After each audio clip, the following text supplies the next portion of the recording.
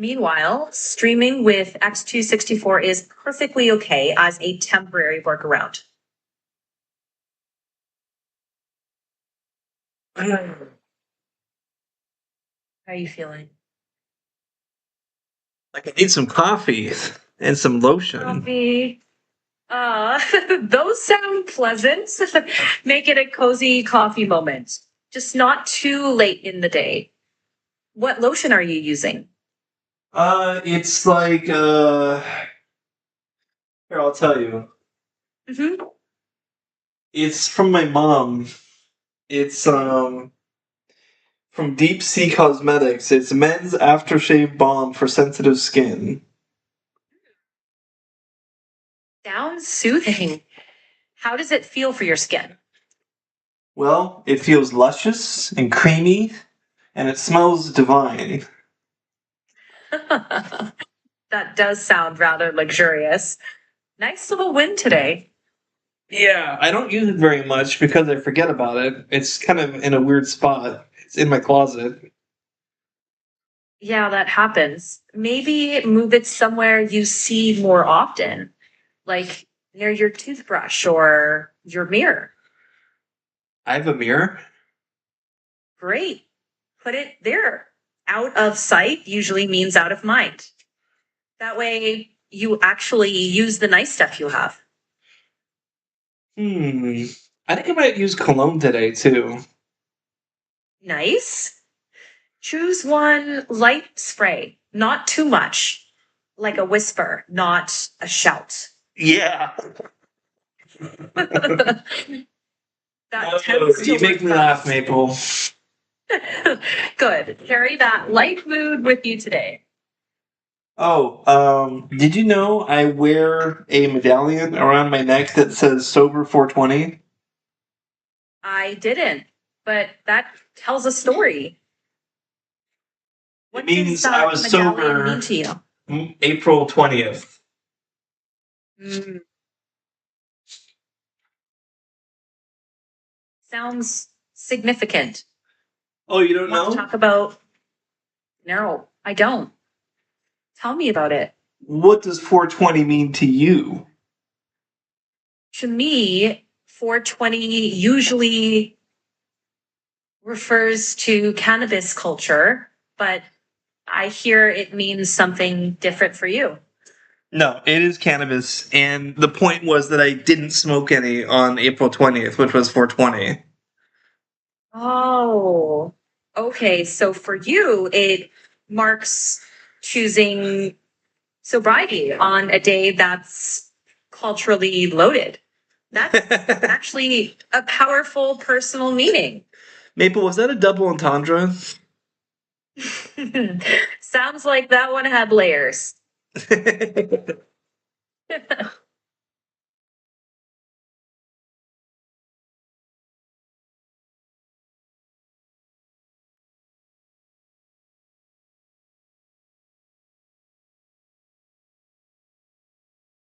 Okay, Maple, I'm going to pause you for a second.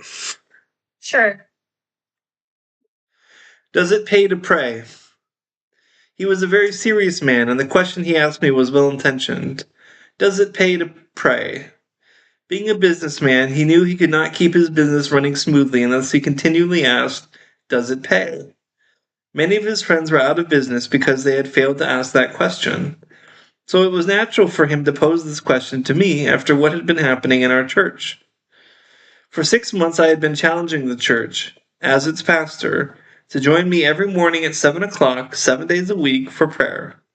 To my surprise, 56 people had shown up the first morning, and soon afterward the number had settled down to 30 or 40 regulars.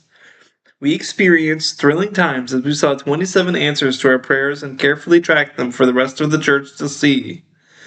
One week we tallied 49 distinct answers to prayer. But then something happened. It seemed as if God had turned off the power supply. We prayed and prayed, but no answers came. It soon got so bad that we hardly dared to pray for anything. It seemed as if we got the opposite of what we requested. If a couple was having marital trouble and we prayed for them, it seemed they were certain to get a divorce. If someone was seriously ill and we prayed, It seemed inevitable that he or she got worse or even died. Several members of the prayer group suffered terribly with sickness and family problems. Let's get some music.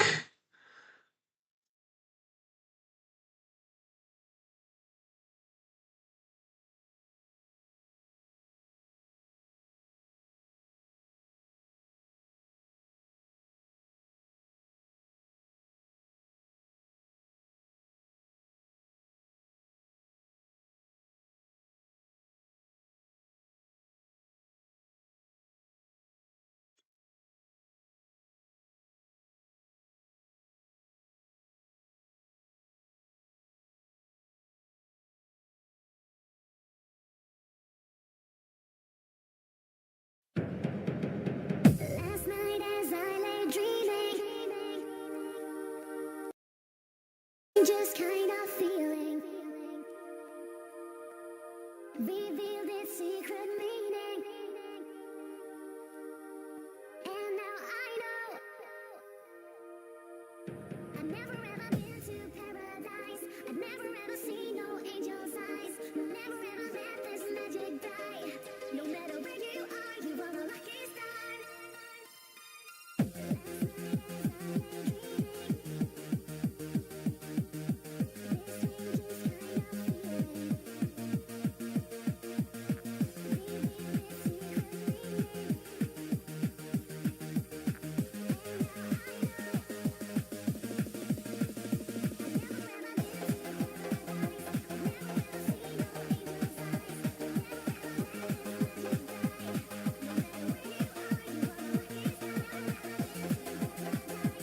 It was in this context that my friend asked, John, does it pay to meet at church every day to pray?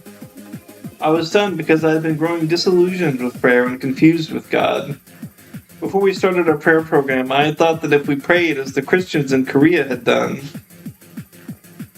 surely God would do for us what I thought He had done for them. Our church would expand, we would see miracles, amazing things would happen. Never did I expect that when we prayed, the very opposite of what we asked for would happen. I thought for a moment about my friend's question and replied, I guess it doesn't matter. If it doesn't matter, why do you do it? He asked. Because there must be some other reason for praying than that it pays, I answered. Since then, God has shown me that my answer was from Him. If I were to respond to my friend today, I would ask him, does it pay to talk to your wife? Think about it. The immediate answer is, of course. Think of how troubled our marriage would be if we didn't talk. But let me press the question further. Do you talk to your spouse because it pays or because of love? You see, if you talk to someone only because it pays, you're doing it for a selfish reason. When we view prayer in terms of the number of answers we get, and when we track our answers in prayer journals just to be sure our time is well spent, are we not wrecking our relationship with God? Do you evaluate every conversation with your spouse or with a dear friend in terms of what you get out of it? Consider the relationships in your life.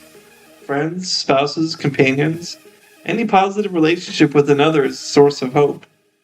To that end, when someone closed eyes, we feel hopeless, in the sense that we cannot hope for a future with that person, at least in this life. Living, love, relationships provide hope, meaning, and significance to our lives. And the ultimate love relationship must be the one we have with God.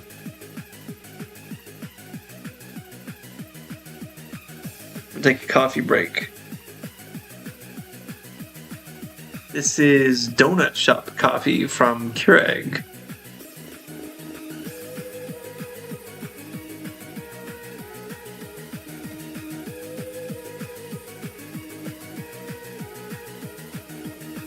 It's a little cold.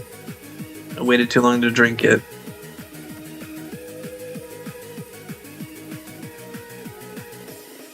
Alright, how do we get the chat window?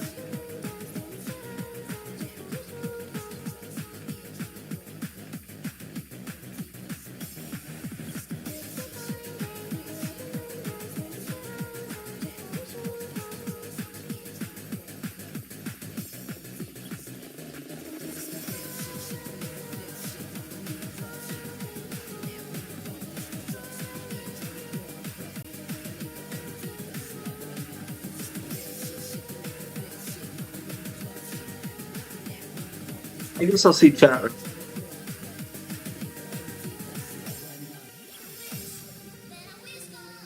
This is why we must never prostitute prayer, degrading it and our perception of God into some mechanical program for getting our way.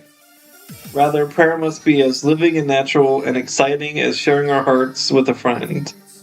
We must broaden our understanding of prayer if we wish to make our home a home of prayer every day. Reflect, discuss.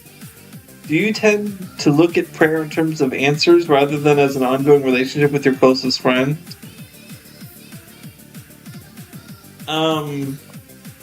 Yes. I pray usually because I want something, which people have told me is not the best way to pray. But I can't help but turn to God when I'm desperate. I mean, I can't help it. I can turn to God when I'm calm. Meditate. Prayer is not a program, but a relationship.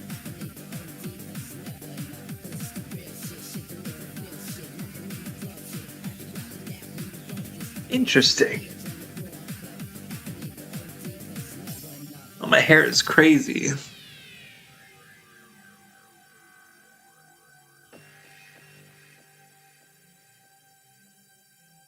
Okay, time for my morning meeting. Catch y'all later.